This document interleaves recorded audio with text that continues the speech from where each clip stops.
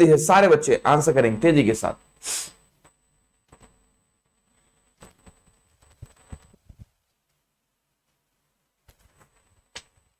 बहुत बढ़िया, very nice. बताओ कैसे होगा, बताओ ये सवाल।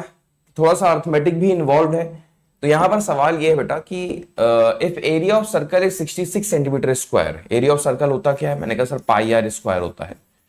एरिया ऑफ सर्कल की वैल्यू गिवन की गई है 66 centimetre square, find its radius. ठीक है, तो भाई पाई का मतलब क्या होता है 22/7, ये हो गया आर स्क्वायर, ये हो गया 66। तो 22 ने इसको कैंसिल आउट कर दिया, यहां पर 3 आ गया, यानी कि r square is equal to 7 का 3 टाइम्स 21।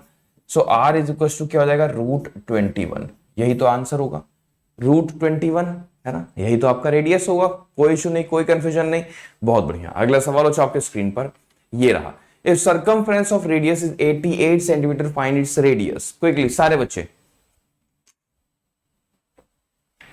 हाँ, फॉर्मूले भी रिवाइज आते हैं ना इस तरह से, अगर हम छोटे छोटे क्वेश्चंस देते हैं आपको तो कंसेप्ट भी रिवाइज होता है, फॉर्मूले भी रिवाइज हो जाते हैं, कैलकुलेशन भी साथ में हो रही है, क्योंकि करना तो सब माइंड में ही है ना, सारा कुछ एक बार में हो जाता है।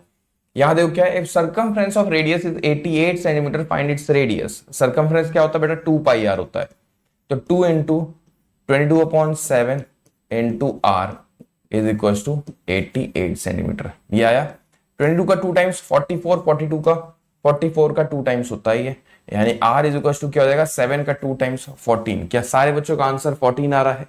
मजा आया, अच्छा सवाल था। अगला क्वेश्चन जो आपके स्क्रीन पर ये रहा, find the volume of cuboid. आपको वॉल्यूम ऑफ क्यूबॉइड फाइंड करना है। करेक्ट, बिल्कुल सही बात है, बिल्कुल ठीक बात। Find the volume of cuboid. आपके पास लेंथ है, आपके पास ब्रेथ है बच्चों, आपके पास हाइट है ना, आपको तीनों का कहीं ना कहीं प्रोडक्ट करना है, क्योंकि वॉल्यूम ऑफ क्यूबॉइड होता क्या है, फॉर्मूला आपको याद है बच्चों, वॉल्यूम का क्या होता है क्यूबॉइड का, L into b into h होता है। तो L की वैल्यू 9 है, B की वैल्यू 3 है और H की वैल्यू 2 है। तो 9 × 27 × 2 54 सेंटीमीटर क्यूब। क्या कहते हो सारे बच्चे? 54 आएगा आंसर इसका, बिल्कुल।